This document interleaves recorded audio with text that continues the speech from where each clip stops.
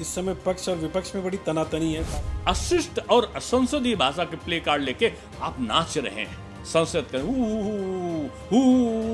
इस प्रकार से आप आवाजें लगा रहे हैं। मैं तो देखकर राज्यसभा में अचंभित था कि इतने वरिष्ठ लोग इस प्रकार का आचरण करेंगे।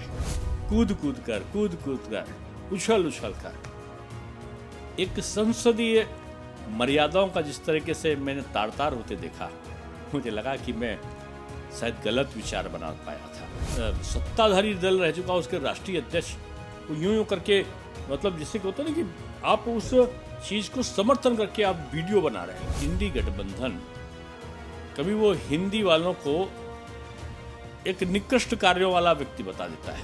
आपकी पार्टी का पदाधिकारी रामचरितमानस के बारे में अपशब्दों का प्रयोग कर रहा है। आप ब्राह्मण सम्मेलन कर सकते हो, लेकिन ब्राह्मण को गाली देने वाले को आप और पद का बढ़ा देते हो। सोनिया जी, राहुल जी, प्रियंका जी और मैं समझता हूं कि बडेरा जी और मुलायम सिंह जी से लेकर अखिलेश जी से लेकर मायावती जी से लेकर जयंत चौधरी तक, जयंत चौधरी से लेकर कोई और क्यों नहीं गए हैं राम जी का दर्शन करने के लिए। आज ये भगवा तिलक लगाने से नहीं डर रहे। क्यों? क्योंकि इनको पता चल गया इस सनातनियों की शक्ति क्या है। कई सरकारें चुनी हुई बीजेपी की गिर गई श्री राम जन्मभूमि मंदिर आंदोलन में सहभागिता के कारण। क्या ये सत्य नहीं है कि कांग्रेस ने माननीय न्यायालय में लिख कर दिया कि राम जी का अस्तित्व नहीं है? क्या ये सत्य नहीं कि कांग्रेस ने एफिडेविट दिया कि राम सेतु बंदर रामेश्वरम है नहीं? क्या उन्होंने ये लिख के नहीं दिया कि श्री राम जन्मभूमि का मंदिर नहीं था यहाँ पर? वाल्मीकि समाज के लोगों ने रामायण की रचना करी है इस देश में, राम जी से तारतम्य कराने का काम उन्होंने किया है। मोदी का युग है ये, और मोदी जी के युग में कोई किसी को अलग नहीं कर सकता। तो विपक्ष ये भी कहता है कि आप लोग जब चुनाव करीब आ रहे हैं तो ईडी और सीबीआई का खौफ खड़ा करके हमें परेशान करते हैं। भ्रष्टाचार बिल्कुल खत्म हो जाएगा, धीरज धरो। अब ईडी ने धीरज धर लिया, धीरज साहू को। एक कार्यकर्ता होगा ये निश्चित है बीजेपी में। कांग्रेस में कौन होगा, दूसरे दलों में कौन होगा, निश्चित रूप से एक परिवार का होगा। एक तरफ परिवारवादी सोच है, दूसरी तरफ राष्ट्रवादी सोच है। वो तो कहते हैं मिलके लड़ेंगे हम उत्तर प्रदेश में, तो खास ये बहुत बड़ा बयान है। मिलके लड़ेंगे और मिलके हारेंगे। लेकिन अटल जी एक ऐसा नाम था जिनसे विपक्षी भी अपनत्व का भाव रखते थे। तो अटल जी की कार्यशैली, अटल जी की समर्पण, जिसका कोई सानी नहीं था।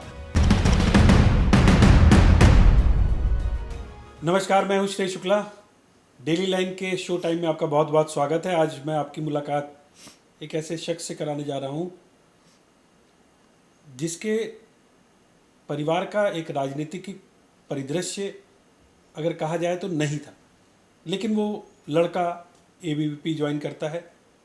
उसके बाद धीरे धीरे बीजेपी में छोटे छोटे पदों पर रहकर अपनी कठिन मेहनत और मशक्क़त के साथ आगे बढ़ता है। और ये कहानी आगे बढ़ती है, कहानी मेयर तक पहुंचती है। वो लखनऊ का मेयर बनता है। उसके बाद वो शख्सियत एक दिन उत्तर प्रदेश के उप मुख्यमंत्री पद की शपथ लेता है। जी हाँ, मैं बात कर रहा हूँ दिनेश शर्मा जी की, जिनसे आज हम लोग बात करेंगे, उनसे मुलाकात करेंगे, उनके दिल की बात जानेंगे और उनसे जानने की कोशिश करेंगे आज के राजनीतिक हालात और परिदृश्य में क्या संभावना है 2024 में, क्या बीजेपी हैट्रिक लगाएगी। दिनेश शर्मा जी, आपका बहुत बहुत धन्यवाद कि आप हमारे यहाँ आए और आपने हमें अपना समय दिया। बहुत धन्यवाद श्रेय जी, आपको श्रेय जाता है निष्पक्ष पत्रकारिता का। जी, बहुत बहुत शुक्रिया। मुझे प्रसन्नता है कि आपके साथ कुछ क्षण मेरे बीतेंगे। जी, दिनेश जी, ये बताइए कि आज अटल बिहारी वाजपेयी जी का जन्मदिन है और अटल जी से आपकी बहुत नज़दीकियाँ थी। हम लोगों ने भी देखा, हम लोगों ने जब उस समय हम लोग रिपोर्टिंग करते थे तो आपकी सभाओं में जाना, और जो अंतिम सभा थी वो उसका मैं भी साक्षी था, मैंने वो सभा कवर की थी। तो अटल जी का आज जन्मदिन है, क्या यादें हैं उनके साथ आपकी? कुछ खास यादें जो आप शेयर करना चाहते हो? मैं एक ही लाइन में कहूँगा कि अटल सा कोई दूसरा नहीं हो सकता। अटल जी मानव, महामानव, एक ऋषि पुरुष, एक राष्ट्र प्रणेता, एक ऐसे राजनेता जिनको सब मानते थे। अगर ढूंढो तो हर व्यक्ति का कोई दुश्मन या कोई उससे बातों का तारतम्य नहीं रखता होगा, लेकिन अटल जी एक ऐसा नाम था जिनसे विपक्षी भी अपनत्व का भाव रखते थे और अटल जी के प्रति उनका श्रद्धाभाव सार्वजनिक दिखाई पड़ता था। मैं छोटा था, मेरे पिताजी का काफ़ी अंतरंग संबंध था, या दूसरे शब्दों में मैं कहूँ कि अटल जी का सानिध्य मेरे पिताजी को प्राप्त था। पिताजी के पास 2 गाड़ियाँ थी, एक एम्बेसडर सफ़ेद रंग की, एक एम्बेसडर काली रंग की। उन्होंने उनको बीजेपी के नेताओं में एक मानी कल्याण सिंह जी के पास रहती थी, एक कार्यालय पर रहती थी रामप्रकाश जी, उससे चलते थे रामप्रकाश गुप्ता जी, और पिताजी खुद लोना से चलते थे। अच्छा। पार्टी के प्रति उनका समर्पण था, एक बहुत एकनिष्ठ कार्यकर्ता के रूप में थे, वो कभी पद नहीं लेते थे। अटल जी की सभा लगी थी अमीनाबाद पार्क में। अब आजकल अमीनाबाद पार्क को झंडे वाली पार्क समाप्त सी है, उसमें सभा वभा नहीं होती, बहुत कंजेस्टेड एरिया हो गया है। और जाड़ों का समय था, ये दिसंबर जनवरी का रात थी, कोहरा, ठंडक। उस समय सीमा नहीं होती थी, जैसे आज है 10 बजे के बाद आप कार्यक्रम नहीं करोगे, उस समय सीमा नहीं होती थी। अटल जी की सभा लगी थी, संभवतः लगी थी उस 7 बजे, और पूरा खचाखच अमीनाबाद का झंडा वाला पार्क भरा था, पैर रखने की जगह नहीं थी। और उस समय ट्रेन कोहरे के कारण लेट हो रही थी, बहुत देर में आई ट्रेन, और आप समझो कि 10 से ऊपर हो गया होगा, 10 बज चुका था। 4-5 घंटे का 4 घंटे का करीब अंतर था, 4 या 5 घंटे का, लेकिन भीड़ टस से मस नहीं हो रही थी। पिताजी लूना पे बैठाल कर मुझे भी ले गए थे, मुझे याद है। हम लोग कान पे टोपी ओपी बांध कर गए हुए थे, उनका कि तुम अटल को सुनो, अटल जी को। तो वैसे तो मैं पिताजी के साथ अटल जी से मिला था, लेकिन उनको बोलते नहीं सुना, तो पहला था मेरा किस्सा। मैं वहाँ गया तब तक देखा कि एक रिक्शे का हुड पे तान के और मफलर वफलर बांधे हुए कोई व्यक्ति अटल जी को सुन रहे थे, सुनने के लिए रिक्शे पे बैठे हुए थे। पिताजी ने झाँका, लूना खड़ा किया, लूना यानी मोपेड, जी मोपेड उस समय चलती थी, और खड़ा करके गए, अरे बाबू भाई आप भी अटल जी को सुनने आए हो? बाबू भाई बोले, पाधा जी चुप रहो, अटल को कौन नहीं सुनना चाहता। जी। बाबू खान साहब कम्युनिस्ट पार्टी के बड़े नेताओं में से थे उस समय। अच्छा। और कम्युनिस्ट पार्टी के और जनसंघ के या बाद की भाजपा के विचारों में बहुत अंतर था, सब एक दूसरे के कट्टर विरोधी हुआ करते थे। लेकिन जो कट्टर विरोधी व्यक्ति और अल्पसंख्यक वर्ग से बाबू खां, वो रिक्शा का हुड तान के और कपकपाती ठंडक में अटल जी को सुनने के लिए वो घंटों से इंतजार कर रहे थे रिक्शे के अंदर। ये अटल का जादू था, और जब आते थे तो लोग पागल हो जाते थे एकदम से। अटल जी का पहला वाक्य ही जनता से उनको कनेक्ट कर देता था। काव्य में स्वरूप था उनका, और मैं तो बहुत सारी चीज़ों में उनका साक्षी रहा हूँ। एक दिन अचानक ही मुझे इसी हजरतगंज के एक कार्यकर्ता के घर से मुझे सूचना आई कि आपको आना है, अकेले आइएगा। क्यों? बोले अटल जी आ रहे हैं। तुम कहा अटल जी तो भीड़ करनी नहीं, भीड़ भाड़ मना है, और केवल अटल जी 3 लोगों के साथ आ रहे हैं, 3-4 लोग, और खाने पे आपको भी रहना है। मैं नाम बता दूं, मीनाक्षी अग्रवाल जी थी कार्यकर्ता वो। मैं घर पे पहुंचता हूं तो देखता हूं कि जो कवि हैं गोपाल दास नीरज, अटल जी बैठे हैं। अटल जी के साथ उनके मित्र थे, वकील थे दिल्ली के गटाटे जी, और शिव कुमार जी उनके निजी सचिव। ये 4 लोग थे, और मीनाक्षी जी का परिवार सेवा सुसेवा में, चाय में, नाश्ता में, इसमें लगा हुआ था। मैं पहुंचता हूं तो मुझसे सारे से बैठाल देते हैं, क्योंकि गोपाल दास नीरज जी भी मुझे प्यार करते थे और अटल जी भी पुत्रवत मानते थे, और वो मानते थे कभी कभी मैं उनका भाषण लिख लिया करता था, तो शब्दशः लिखता था। मैं कॉमर्स का विद्यार्थी रहा, लेकिन मुझे हिंदी के शब्दों का थोड़ा सा अच्छा तारतम्यता मेरी थी। तो उनका कि बैठे रहो, जो चीज़ अच्छी लगे उसको नोट कर लेना। अब मुझे एक तरीके से जो संवादों का संवहन था उसके एकीकरण का दायित्व मिला। अब वो कोई सुनने वाला नहीं। नीरज जी गला फाड़ के धीरे धीरे धीरे धीरे करते करते शब्दों की कविता पढ़ते पढ़ते ऊंचाइयों पर पहुंच जाते थे।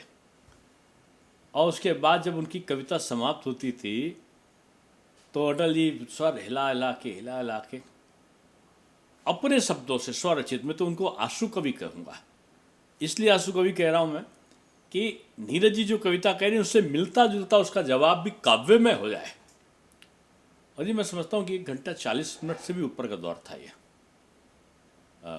वैसे 2 घंटा का अंतराल था वहाँ पे, लेकिन जो उनका संवाद चलता रहा परस्पर एक दूसरे का, वो घंटों चला। और उसके बाद अटल जी के एक और मित्र थे, आ गए थे, वो उस दिन नहीं थे तो मुझे बुलाया गया था। एक शर्मा जी थे, अटल जी का पुस्तक भी लिखते थे, अटल जी की तमाम लेखों को भी उन्होंने लिखा था। तो वो आए फिर, लेकिन मुझे बैठने का पूरा सौभाग्य मिला। अटल जी याद बहुत रखते थे बातों को। सांसद थे तो मैंने कहा लखनऊ विश्वविद्यालय में ये प्रोफेशनल कोर्सेज चलने चाहिए, AICTE उसकी अनुमति नहीं दे रहा है। तो उन्होंने कहा कि तुम मेरे कोठी पे आ जाओ, AICTE के चेयरमैन को मैं बोल दूंगा। मैं लखनऊ से अभी जीवित है प्रोफेसर AK सेन गुप्ता, जी जी, इकोनॉमिक्स के हेड हुआ करते थे उस समय। प्रोफेसर SB सिंह साहब जो बाद में वाइस चांसलर बने, उसमें मैनेजमेंट के हेड थे। इन दोनों को लेकर मैं ट्रेन से गया था। जब उतरा तो वहाँ गुलदस्ता लेके लोग स्वागत कर रहे थे मेरा। मैंने कहा क्या? तो बोले अटल जी प्राइम मिनिस्टर हो गए। मैं सांसद अटल जी से मिलने गया था और प्राइम मिनिस्टर अटल जी का नाम जो सुना तो खुशी तो ये हुई कि अटल जी प्राइम मिनिस्टर हो गए। दुख ये हुआ कि मेरा काम कौन कहेगा क्योंकि अटल जी तो प्राइम मिनिस्टर से कौन मिलेगा। लेकिन आश्चर्यता हुआ कि एक व्यक्ति ने मुझसे कहा कि आप शर्मा जी हैं लखनऊ से? हाँ मैं बोले आपको मेरे साथ चलना है। रायसीना रोड पे उनका उस आवास में मैं क्या मिला, यानी उनको ये याद था कि आज दिनेश शर्मा को मैंने समय दिया है, यूनिवर्सिटी के प्रोफेसर्स मुझको मिलने आ रहे हैं। जब मैं वहाँ पहुँचता हूँ तो मुझे और ताजुब होता है। AICTE के उस समय के जो प्रमुख थे और जो उनका स्टाफ था, वो उनके जहाँ जिस कक्ष में मुझे ले जाया गया था हम लोग को, वो लोग वहाँ पर बैठे थे। बाद में जो मैनेजमेंट कोर्सेज चल रहे हैं आज लखनऊ यूनिवर्सिटी के, त्वरित गति से अटल जी ने कहा जब इतना सारा कुछ इनके सारी चीज़ें हैं और सारी अहर्ता रखते हैं, इतने पुराना विश्वविद्यालय तो क्यों नहीं हो सकता। और मैं समझता हूँ कि विद इन ए वीक सारे कोर्सेज को मान्यता मिल गई। महेंद्र सिंह सोडा साहब वाइस चांसलर वो भी अभी हैं। जी जी, तो अटल जी की कार्यशैली, अटल जी की समर्पण, इसका कोई सानी नहीं था। एक बार आपने उनके कुर्ते में खीर गिरा दी थी, वो क्या किस्सा था? बचपन की बहुत सारी यादें हैं। जी, ऐशबाग चौराहा एक कंजस्टेड एरिया आज भी है और वहाँ पे एक जगदीशपुर धर्मशाला है बाबूलाल हलवाई के पास में। तो ज़्यादातर ज़मीन पे धर्मशालाओं में बैठ के होती थी पार्टी की। अटल जी, मानी भंडारी जी, सुंदर सिंह भंडारी, कुशाभाऊ ठाकरे, जगन्नाथ राव जोशी जी, राजमाता सिंधिया, डॉक्टर मुरली मनोहर जोशी जी भी, ये सारे लोग उस बैठक में थे जगदीशपुर धर्मशाला। उसके बाद पहले भी ये चाहे राष्ट्रीय बैठक हो चाहे प्रदेशी बैठक हो, या तो किसी कार्यकर्ता के घर पे खाना होता था और या कार्यकर्ता लोग घर से खाना बनवा के लाते थे। कोई पूड़ी लाता था तो कोई रोटी लाता था तो कोई सब्जी लाता था तो कोई हलवा लाता था। ये परंपरा बीजेपी की बैठकों की थी। कोई लइया चना ले आता था चाय बनवा के, तो ये होता था। तो घर मेरा जगदीशपुर धर्मशाला के पास तय हुआ कि पादाजी के घर पे कुछ प्रमुख लोग भोजन करेंगे। अब भोजन में मुझे याद है कि डॉक्टर दिनकर गोविंद थट्टे थे, पड़ोस में उनकी क्लिनिक थी, बाद में आयुर्वेदिक कॉलेज के प्राचार्य बने, स्वयंसेवक थे। तो वो कोई चीज़ बनवा के लाए थे, मिठाई लाए थे कि कोई सब्जी लाए थे। एक साहब डॉक्टर श्याम सुंदर गुप्ता उस समय कॉरपोरेटर पूर्व हुआ करते थे, यूनिवर्सिटी में प्रोफेसर हो गए थे। डॉक्टर जो राष्ट्रपति हुए थे शंकर दयाल शर्मा जी के सहपाठी थे, वो कुछ बनवा के लाए।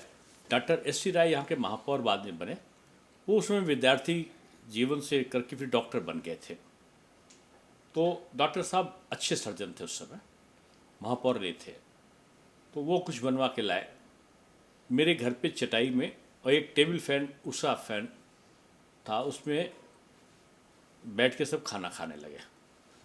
अब खाना भी कार्यकर्ता ही परोसता था, मैं बहुत ज़्यादा उम्र नहीं थी। खाना परोसने लगा, अटल जी पे कुछ बूंदे खीर की गिर गई, पिताजी ने डांट लगाई, दिखाई नहीं पड़ता। जो बची हुई खीर थी वो भी गिर गई। अब लगा कि अब तो पिटाई निश्चित है। तब तक अटल जी समझ गए कि पिताजी को जानते तो क्रोधी हैं बहुत, तो उनको दुर्वासा जी कहते थे। बोले, दुर्वासा जी बस करो, तुम कंजूस हो और अभी तक तुमने इस बार मुझे कुर्ता लेके नहीं दिया है, जाओ नया कुर्ता मंगाओ मेरे लिए। तो मुझे आज भी याद है कि डॉक्टर एस सी राय साहब, डॉक्टर थट्टे और डॉक्टर श्याम सुंदर गुप्ता नखास गए, पिताजी ने पैसे दिए थे, तो वहाँ से एक चिकन का कुर्ता लाए नखास से। और अटल जी पे ने, अटल जी सरल स्वभाव के थे। अच्छा, अटल जी की राजनीति और आज की राजनीति में कितना अंतर है आपको लगता है?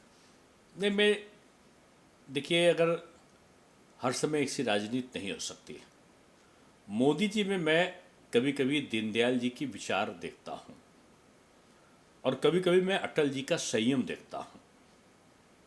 कार्यशैली का परिवर्तन हो सकता है, लेकिन अटल जी से चतुर्भुज योजना शुरू करी थी, सड़कों का जाल बिछाया था। जी जी।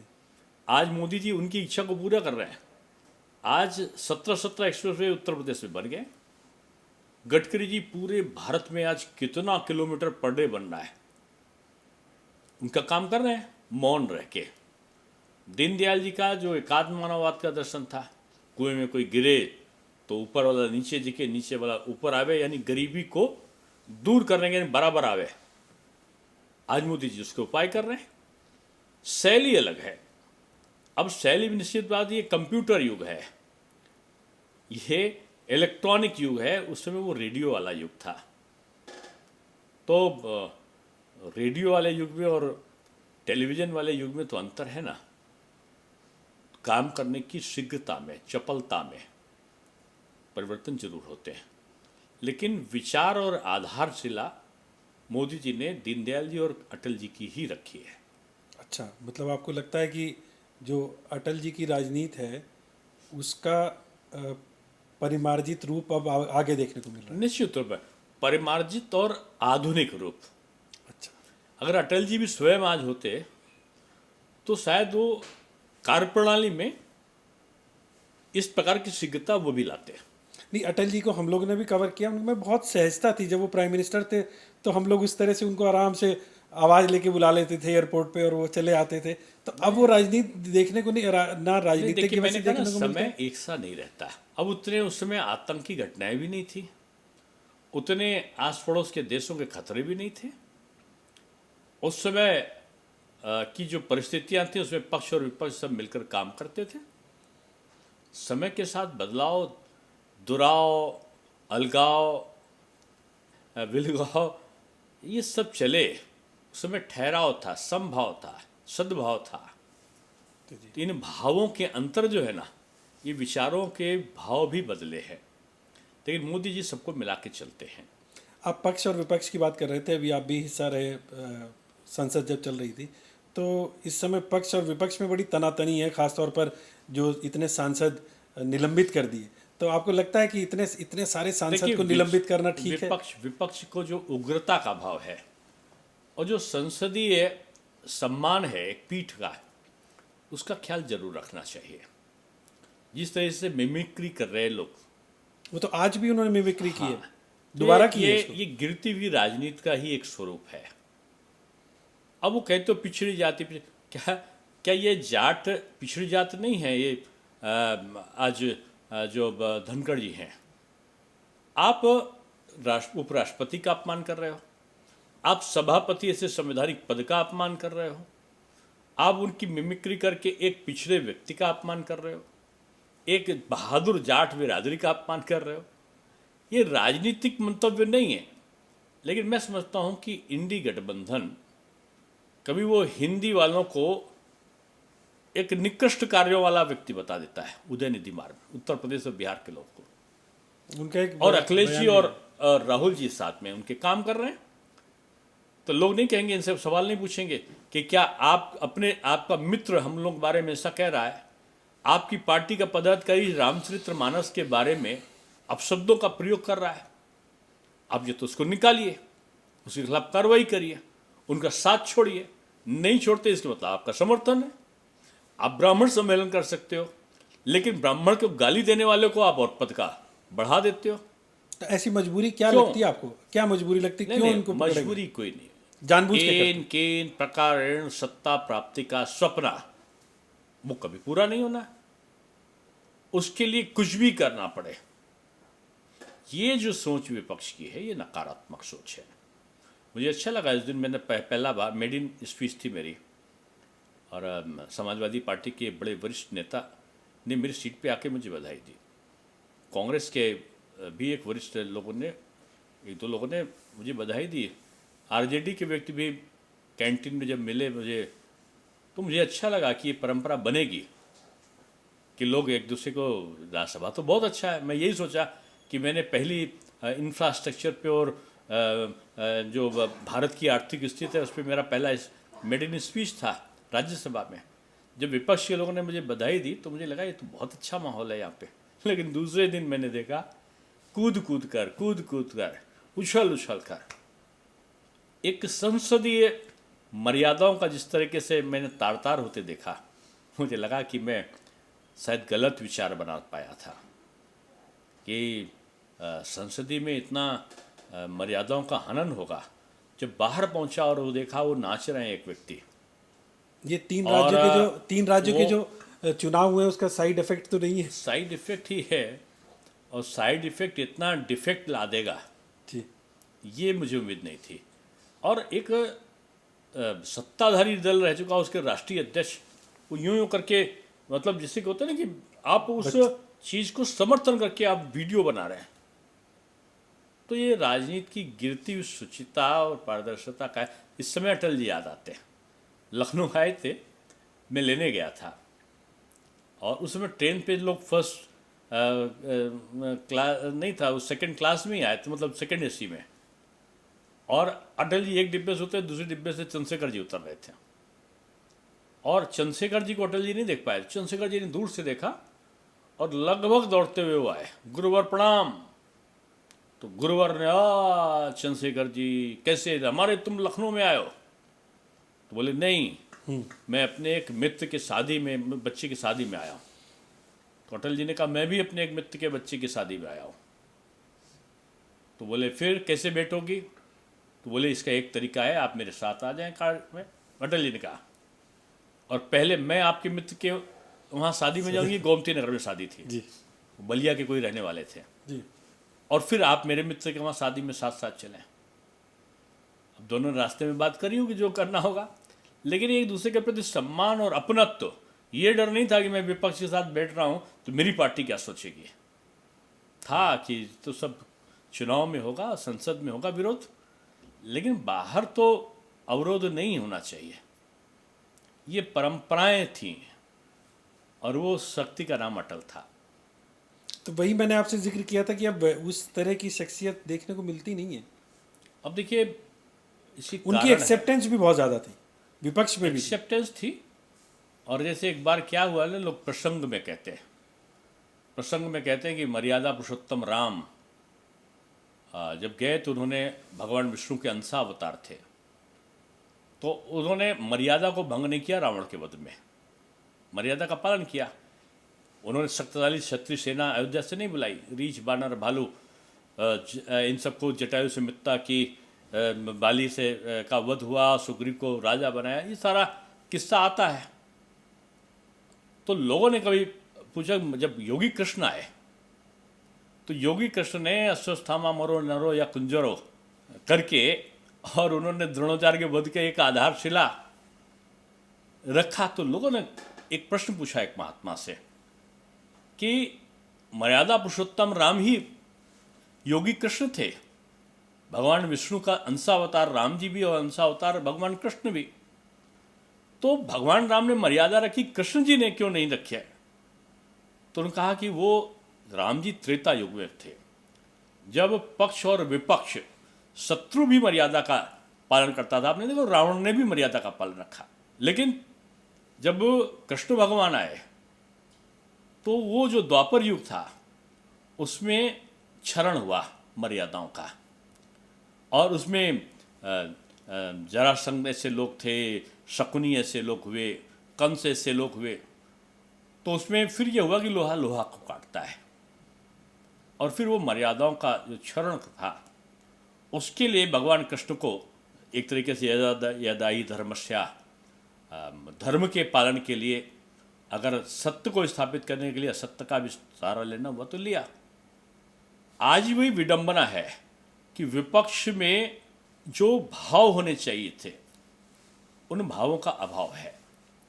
सत्ताधारी धड़ के सामने मजबूरी है।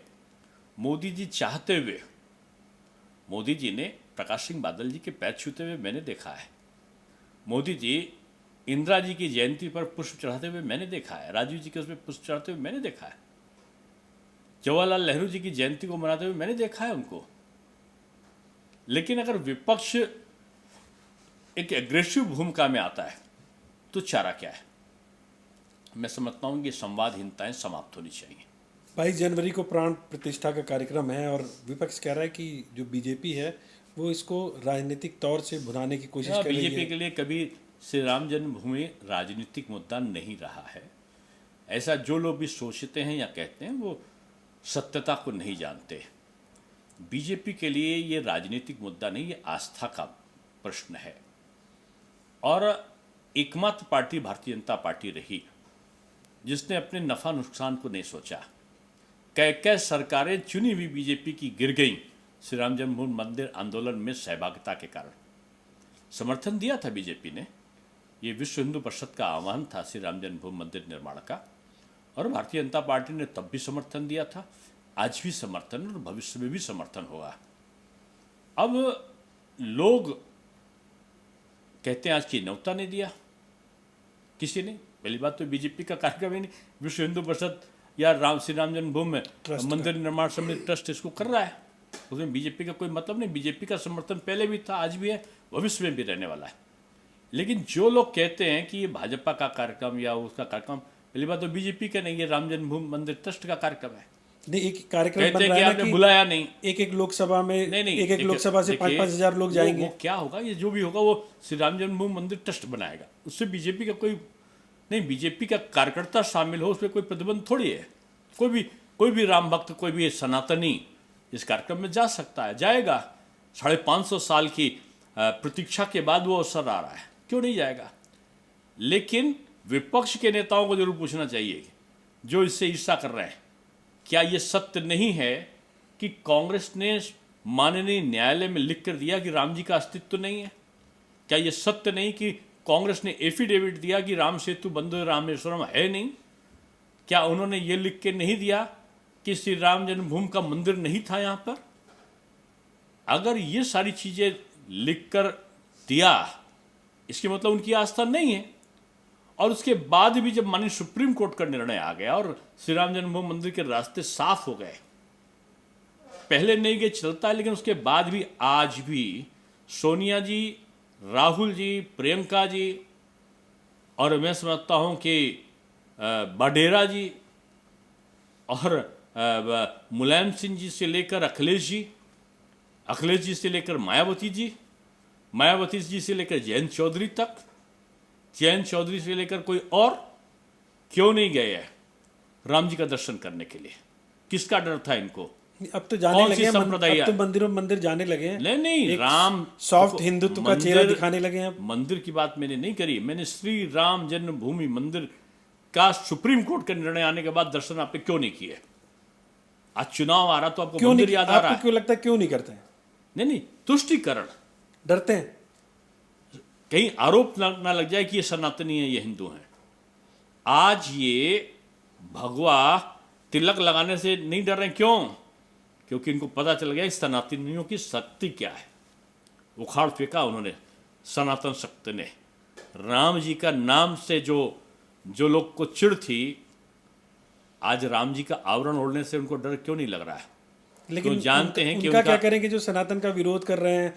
अभी जैसे स्वामी प्रसाद मौर्य की हम लोग बात करते हैं, स्टालिन की बात कर रहे थे, इन लोगों का क्या किया जाए? जो कुछ करना है इनको कांग्रेस करना है। कांग्रेस के सबसे बड़े मित्र हैं स्टालिन, स्टालिन का बेटा उदयनिधि, उदयनिधि का बाबा करुणाकरण।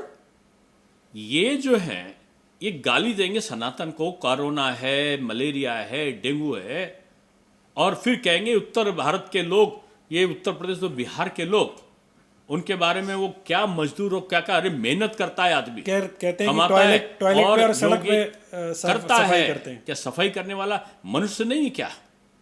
अरे ये धर्म की रक्षा करने वाले लोग हैं। गुरु गोविंद सिंह जी के जो समय बलिदान देने के लिए उनके पक्ष में खड़े होकर आए थे, वो वाल्मीकि समाज के लोग थे। वाल्मीकि समाज के लोगों ने रामायण की रचना करी है इस देश में, राम जी से तारतम्य कराने का काम उन्होंने किया है। उनको आप खराब मानते हो और उनका साथ कांग्रेस दे रही है, उनके साथ गठबंधन इस समाजवादी पार्टी बना तो रही है। ये उत्तर वर्सेस दक्षिण की पॉलिटिक्स तो नहीं लग रही आपको कहीं? नहीं, पॉलिटिक्स वो कर रहे हैं। नहीं, उन्हीं लोगों की बात कर रहा हूँ। आपको नहीं लग रहा कि दक्षिण को अलग कर दो, देखिए, उत्तर को अलग कर दो? अभी आप लोग 3 ये राज्यों में देश चुनाव जीत को गए। मोदी का युग है ये, और मोदी जी के युग में कोई किसी को अलग नहीं कर सकता। ये जाति बांटो, डांटो, काटो, छांटो, राज करो, ये अंग्रेजों का तरीका था। आपने 200 साल पहले, या आप समझो 250 या 250 साल पहले, आपने सुना होगा, कभी सुना था कि विश्वामित्र श्रीवास्तव, विश्वामित्र पंडित उपाध्याय, आपने सुना था क्या? आपने सुना था परशुराम शर्मा या भगवान जी के नाम पे, या वाल्मीकि जी का आपने सुना था कि अनुसूचित? नहीं सुना था, क्योंकि जाति व्यवस्था भारत में थी नहीं, वर्ण व्यवस्था थी। क्रिया और कर्म के अनुसार अपनी व्यवस्थाओं को लोग बदलने के लिए स्वतंत्र थे। वो जो जिस प्रकार का अध्ययन अध्यापन करने लगते थे, वो कहते हैं लोग ब्राह्मण है। वो रक्षा का भाव लेकर सैनिक बन के देश के लिए जाते, कहते क्षत्रिय है। व्यवसाय में संलग्न हो गए, कह दिया तो वैश्य है। और समाज के प्रति अपने समर्पित करके सेवा भाव का प्रदर्शन करने लगे, तो कहा कि भगवान विष्णु के श्री चरणों से उत्पत्ति वाले ये समाज सेवी, ये अनुसूचित है। उस समय जो बोलते थे हरिजन है। तो इस प्रकार की व्यवस्था थी, सब एक दूसरे से मिले हुए थे, जुड़े हुए थे। शादी होती थी तो पंडित जी बुलाते थे कि एक ने एक नाई का होगा, एक माली का होगा, एक धोबी का होगा, एक लोहार का होगा, एक छत्री का होगा, एक वैश्य के वहां से खाना आएगा। सारा समाज को मिलाकर, ताना मारना जोड़कर ये समाज चलता था। इस समाज को तोड़ने का काम किसने किया? अंग्रेज जान ले कि ये राजनीति नहीं हो सकती, आप मैकाले का फाइंडिंग्स मंगा कर देखो। उसने कहा ये आपस में मिलते रहेंगे तब तक नहीं टूटेंगे, इनको जाति में बांटो। उसने जाति में बांटा, और जाति में पहले 1200 जातियां रखी, फिर 2000 हो गई, अब आज वो 3500 जातियां बन गई। जाति में भी उसने बनाया, कहा कि ये ब्राह्मण है, नहीं ये सरयू पारी है, ये कानकोब्ज है, ये गोसाई है, ये भट्ट है, ये पांचाल है, उनमें बांट दिया। ये क्षत्रिय, सूर्यवंशी है, चंद्रवंशी है, ये जादौन है, ये कुछ और है। अनुसूचित का है, ये वाल्मीकि है, वाल्मीकि धानुक से बड़े हैं, धानुक वाल्मीकि से बड़े। ये जाति में, जाति के अंदर जाति में बांटा। इसलिए मोदी जी ने एक ही शब्द कहा है कि इस भारतवर्ष में 4 जातियां हैं। एक जाति का नाम है महिला, दूसरी जाति का नाम है युवा, तीसरी जाति का नाम है किसान, और चौथी जाति जो सबसे बड़ी जाति है उसका नाम है गरीबी। इन 4 जातियों की भलाई के लिए बीजेपी के कार्यकर्ता को काम करना है। ये अंग्रेजों के द्वारा बनाई गई जाति के लिए हमको काम नहीं करना है। ये अगड़ा, ये पिछड़ा, ये अनुसूचित, ये दलित, इनको सबको मिला के ये 4 जातियां हैं। उन 4 जाति के लिए बीजेपी काम करेगी। किसके लिए आरक्षण कर दो, किसके लिए? आप जब सत्ता में थे नहीं किया, आज चुनाव आएगा तो आप बांटोगे सबको। विग्रह करने वाले में है जातीय जनगणना के कि जातीय जनगणना? मैंने पहले कहा कि ये 4 जातियों की भलाई के पक्ष में हैं हम लोग। 4 जातियों को। आपकी पार्टी में भी कुछ नेता हैं जो कहते हैं कि हाँ हम करवाना चाहते हैं। हम एक ही काम कहते हैं कि जो हैं उनकी भलाई होनी चाहिए। मोदी जी की जितनी योजनाएं हैं, सबसे ज्यादा लाभ किसको मिला है? आज आंकड़ा उठा के देखेंगे, आप कहेंगे पिछड़ों को मिला है, आप कहेंगे कि अनुसूचित को मिला है। तो ये प्रयोग ज़्यादा ठीक है कि अलग कर दो, अगड़े को पिछड़े से लड़ाओ, पिछड़े को अगड़े से लड़ाओ, अनुसूचित को दलित से लड़ाओ? क्यों? क्योंकि समाज में विभाजन करके इस शक्तिशाली बन रहे भारत को कमजोर करो। ये विपक्ष की नीति नहीं चलने। जो अमेरिका बोल रहा है, जो पाकिस्तान बोल रहा है, जो चाइना बोल रहा है, वो विपक्ष बोल रहा है। कैसे चलेगा? ये नहीं चल सकता। अच्छा, विपक्ष ये भी कहता है कि आप लोग जब चुनाव करीब आ रहे हैं तो ईडी और सीबीआई का खौफ खड़ा करके हमें परेशान कर रहे हैं। ये तो अब आप कहो, कांग्रेस के एक सांसद के घर से मशीनें बेचारी नोट गिनने वाली गर्म हो के चली जाती थी। 20 कमरे में से भी तो 6 कमरे खुल पाए। 3.5 करोड़ की छोटी सी राशि अभी तक बरामद हुई है। अब इन कांग्रेसियों से पूछो, पहले जब कहते तो सत्ता में आ रहे हैं, सत्ता में आ रहे हैं। इधर विपक्ष से पूछो, कहते बस धीरज धरो, सब ठीक हो जाएगा, भ्रष्टाचार बिल्कुल खत्म हो जाएगा, धीरज धरो। अब ईडी ने धीरज धर लिया, धीरज साहू को, तो अब तो भ्रष्टाचार कम होगा ही होगा।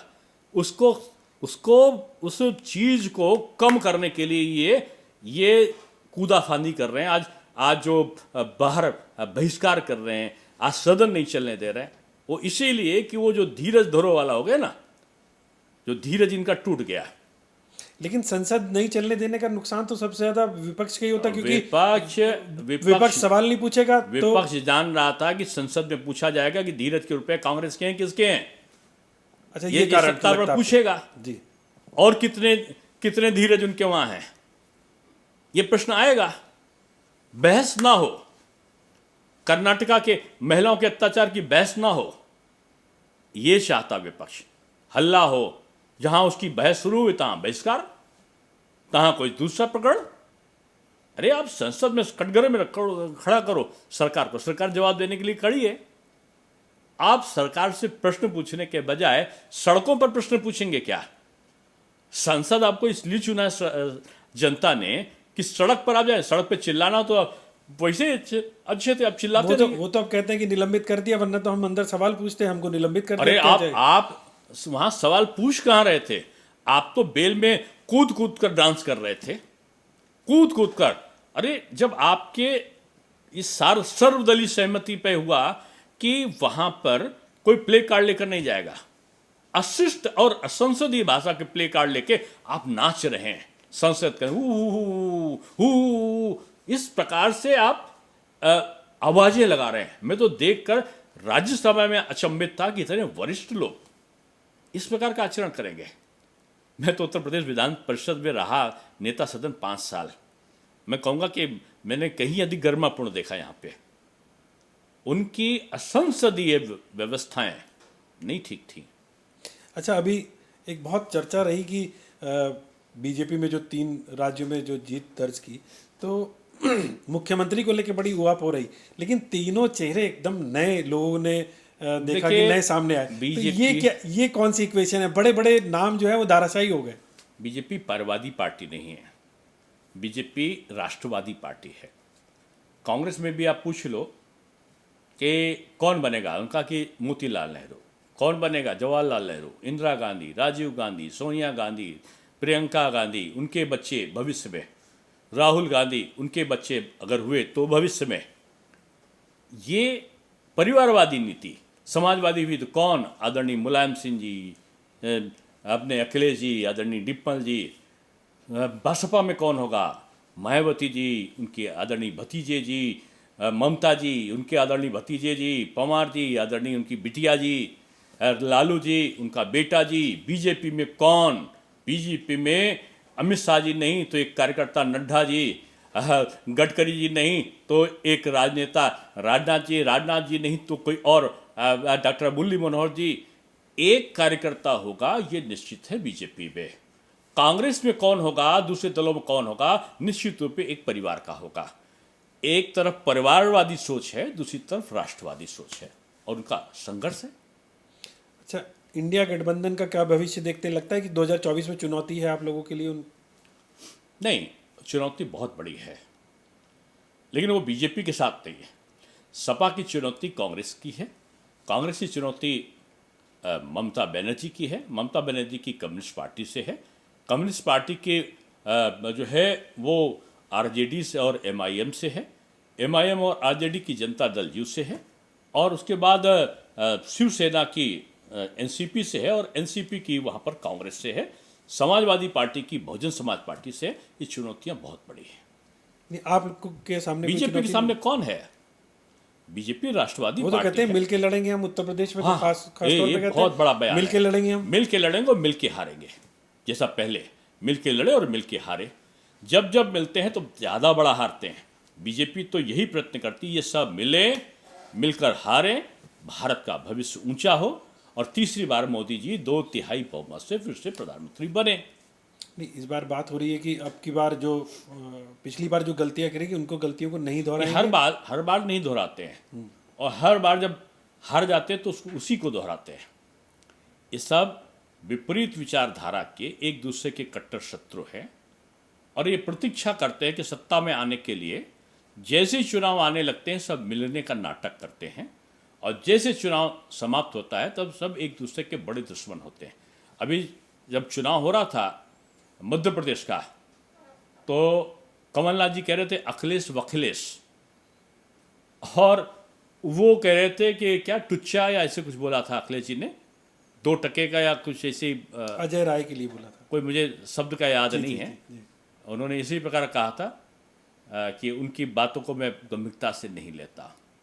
तो अभी तो चुनाव बहुत दिन नहीं हुआ, ये भी आने दीजिए। अभी सब चाचा, नीतीश, भतीजा, तेजस्वी, ये सब तेजस्वीता धारण करेंगे एक दूसरे के प्रति। नहीं, खड़गे जी को थोड़ा प्रमोट करने के लिए और बात वो हो रही थी। किसी को करें, ये सब चुनाव के बाद आदरणीय नीतीश जी ने जो भाषण दिया है विधानसभा में, उसी प्रकार का कोई ना कोई भाषण और कोई ना कोई ज्ञान वो देंगे चुनाव के बाद में इन लोगों को। तो आपको कोई चुनौती नहीं लगती? देखिए उत्तर प्रदेश में भी कोई चुनौती नहीं लगती? बीजेपी चुनौतियों के आधार पर नहीं, बीजेपी मनौतियों के आधार पर नहीं, बीजेपी छिनौतियों के आधार पर नहीं, बीजेपी क्रियाकर्म और कार्यकर्ता के आधार पर जनता के हित चिंतन करते हुए आज हम विकसित भारत संकल्प यात्रा निकाल रहे हैं। तो निश्चित रूप में जनता तक पहुंच और जनता के लिए जनता के द्वारा चुने गए प्रतिनिधि काम करें, इसके लिए काम करते हैं। 24 घंटे प्रधानमंत्री जी मॉनिटरिंग करते हैं, उत्तर प्रदेश के मुख्यमंत्री मॉनिटरिंग करते हैं। कार्यकर्ता चुनने के बाद राज्य सत्ता का सुख पाने के लिए नहीं काम करता, जनता के लिए समर्पित होकर काम करता। और कोई भी बन सकता है, कोई भी भजन होकर मोहन गीत गा सकता है, कोई भी कार्यकर्ता कहीं पर भी पहुंच सकता है। तो यही तो कहा जाता है, जो विपक्ष कहता है वो यही कहता है कि ये तो 12 महीने चुनावी मोड पे रहते हैं। ना चुनावी मोड नहीं, 12 महीने जनता की सेवा में रहते हैं। ये शब्द विपक्ष को बोलना चाहिए, तभी तो जनता पसंद करती है उनको। इनकी तरह थोड़ी कि 1 जनवरी आई, अब की पता नहीं भैया जाएंगे कि नहीं जाएंगे। जो पहले युवा नेता हुआ करते थे, स्विट्जरलैंड नया साल बनता था तो बता 25 दिसंबर इटली बनता था, तो वो करते थे। यहाँ क्या होता, दिवाली आई तो मोदी जी सीमाओं पर खड़े होते हैं, रक्षाबंधन आया तो सैनिकों के साथ राखी बनाते हुए दिखते हैं। इसको अगर आप चुनावी राजनीति करते हैं तो आप कहा करो। ये देश की राष्ट्रभक्ति है और इस विकसित भारत बनाने का महायज्ञ चल रहा है। उस महायज्ञ में सभी जनता की आहुति हो, इसके लिए भाजपा का कार्यकर्ता समर्पित भाव से काम कर सके, यह मोदी नीति का एक अंग है। विपक्ष ये भी आरोप लगाता है कि आप जैसे 80 करोड़ लोगों को अनाज दिया जा रहा है और सुविधाएं दी जा रही है, तो वो इनका एक वोट बैंक तैयार हो रहा है। अब आप भ्रष्टाचार करते थे, ये जनता को पैसा खिला रहे हैं। वहाँ कांग्रेस नेता अपने आप को खिलाते थे, ये पैसा वहीं से तो आ रहा। कोरोना में दुनिया की आर्थिक व्यवस्था ठप हो गई और सबसे ज़्यादा तेज ग्रोथ है, 7.6% की जो ग्रोथ रेट है दुनिया की नंबर 1 की, वो इंडिया में है। और उसके बावजूद हम उत्तर प्रदेश में तो 10 किलो अनाज फ्री दे रहे हैं, हम टॉयलेट फ्री दे रहे हैं, हम प्रधानमंत्री आवास फ्री दे रहे हैं, हम 5 लाख का कवच फ्री दे रहे हैं, हम 6000 साल की किसान निधि फ्री के दे रहे हैं, हम वृद्धावस्था से लेकर विधवा पेंशन से लेकर हम खिलाड़ियों के लिए तमाम योजनाएं लाए हैं। हम विभिन्न प्रकार की छात्रवृत्तियां देने के साथ साथ बच्चों की मुफ्त पढ़ाई कर रहे हैं, फिर भी पैसा बच रहा है, फिर भी हमारा निर्यात बढ़ रहा है, आयात कम हो रहा है, ट्रेड बैलेंस फेवर में हो रहा है। क्यों? ईमानदारी के साथ काम करने की जो प्रवृत्ति है वो काम कर रही है। आज पाकिस्तान में 1 किलो आटा के लिए गोलियां चल रही हैं और यहाँ 10 किलो राशन क्या पूछता है? आप पूछ कर देखो, आपको तो खोजी चैनल है और आपको मैं समझता हूँ कि सबसे ज़्यादा खोजी पत्रकार लोग, जब क्राइम रिपोर्टिंग आप करते हैं तब से मैं जानता हूँ। आप माफिया के घर के लेकर और पुलिस के परिवार तक की कहानी लिखा करते थे। अब पता लगाओ कि क्या कहीं पूछा गया है कि राशन कार्ड लेके आए हो 10 किलो राशन का, आप मुसलमान हो तो नहीं मिलेगा, आप हिंदू हो तो मिलेगा, आप अगड़ा हो तो मिलेगा, आप पिछड़ा हो तो नहीं मिलेगा। नहीं, मोदी नीति यही है, सबका साथ, सबका विकास, सबके लिए प्रयास। यही इस जनता के लिए काम करने वाली सरकार का वचन है। यही मोदी गारंटी है और मोदी की गारंटी को पूरा करने की गारंटी भी मोदी है। इसलिए सब चल रहा है। विपक्ष हताश है, निराश है, अवसादग्रस्त है, उसको दवा की आवश्यकता है और दवा जनता की सेवा से ही उसको मिल सकती, वो करेगी नहीं। उसको दुआ की आवश्यकता है तो दुआ ईश्वर की आराधना से मिलेगी, वो ईश्वर में विश्वास नहीं करते, इसलिए दुआ भी नहीं मिलनी, ना दवा मिलनी है ना दुआ मिलनी है। विपक्ष अपने आचरण को सुधारे, मेरी तो यही कामना है, और अच्छे कामों में सरकार के साथ निभाए। अच्छा, ये तो रही राजनीति की बात। अगर दिनेश शर्मा की बात करें तो दिनेश शर्मा के जीवन की क्या चुनौतियां हैं और उनकी क्या योजनाएं हैं? मेरा अपना तो जीवन कभी अपने लिए सोचा ही नहीं था। मैं बीजेपी के प्रारंभिक दौर से जब जन्म लिया तो पिताजी को काम करते देखा और एक ही विचारधारा में आपने तमाम लोगों की विचारधाराएं और लॉयल्टी बदलते देखी होगी। पद ना रहने पर अवसादग्रस्त देखा होगा लोगों को कि तमाम पद पा लिया, एक बार पद नहीं मिला तो घर में बैठ जाते हैं। कभी आपने मुझे नहीं देखा होगा। 25 मार्च को 2022 को शपथ ग्रहण हुआ। 25 मार्च तक मैं डिप्टी सीएम था और जब 26 मार्च को मैं पूर्व उप मुख्यमंत्री बना तो मैं निकल पड़ा पार्टी को जिताने के लिए। मोदी जी को तीसरी बार प्रधानमंत्री बनाना, 1.5 साल तक मैंने पूरे देश का, पूरे प्रदेश का भ्रमण किया। गया, जिस पार्टी ने मुझे बनाया उस पार्टी को मुझे देना है। और मैंने छोटी से लेकर बड़ी सभाएं की। एक एक दिन में जब भी मैं लखनऊ में रहता हूँ 1000 से लेकर 1500 तक लोग मिलने आते हैं। मिलता हूँ, 500 लोग कभी आए, कभी 200 लोग आए, कभी 50 लोग आए। जो आता है, जिसके जहाँ कार्यक्रम करता हूँ लोगों का प्यार मिलता है। पार्टी ने बहुत दिया मुझे बचपन से लेके आज तक, और अभी भी आप देखो मुझे राज्यसभा का सदस्य बनाया है। दूसरी पार्टी होती ना तो लोग तरसते हैं नेताओं से बात करने के लिए। यहाँ नेताओं से बात ना भी करिए और नेता से आप अपनी इच्छा को जाहिर ना भी करिए तो भी आपको आपकी योग्यता के अनुसार पदस्थापन होता है। मैं सीधे राष्ट्रीय उपाध्यक्ष बना। राष्ट्रीय उपाध्यक्ष साथ कई प्रदेशों के मुख्यमंत्री बनाने के पर्यवेक्षक रहा, कई प्रदेश अध्यक्षों को बीजेपी के बनाने का पर्यवेक्षक रहा। बीजेपी के इतिहास का सबसे बड़ा कार्यक्रम सदस्यता महाअभियान का मैं राष्ट्रीय संयोजक रहा और आज भी मैं लोकसभा की 543 सीटों को लड़ाने के लिए जो विस्तारक योजना है उसका मैं कन्वीनर हूं। तो मैं क्यों सोचूं? पार्टी कार्यकर्ता को खाली थोड़े रहने देती है। जब मैं नहीं रहा भी, आप पूछो, मैं अपने बूथ की बैठकों में जाता था। रोज 5 कार्यक्रम करने मैंने निश्चय कर रखा था। मैं बूथ की बैठक में भी जाता था, मैं वार्ड की बैठक में भी जाता था। काहे की शर्मिंदगी? मेरा बूथ अध्यक्ष ऊपर बैठता था, मैं नीचे बैठता था। डिप्टी सीएम होने के बाद काहे की सर मैं कार्यकर्ता हूं भाई। कार्यकर्ता कहीं भी रह सकता है। यही बीजेपी में और दूसरे दलों में अंतर है। अच्छा, यहाँ पे ज़्यादा काम करके आनंद आता था जब आप यहाँ पे उत्तर प्रदेश में जनता की सेवा करते थे कि या फिर राज्यसभा में? मैंने आनंद के लिए कभी काम नहीं किया। मैंने आत्मिक संतुष्टि, पार्टी के लिए समर्पण और राष्ट्र के निर्माण के लिए एक कार्य करने की जो इच्छा है उसके साथ काम किया है। तो मैंने आनंद की अनुभूति तो मुझे जब काम बहुत सा होता और पार्टी आगे बढ़ती तो होता है। व्यक्तिगत मेरे आनंद का कोई भी अकाउंट मैंने नहीं खोला है अभी तक। मैं पूरी ज़िंदगी, विवाह के पहले तक, आप पता करोगे, आप तो मेरे घर आए हो, जी जी। मैंने तो अपने घर में प्लास्टिक कुर्सी के अलावा कुछ रखते ही नहीं था। मैं ज़मीन पे ही सोया हूँ पूरी ज़िंदगी।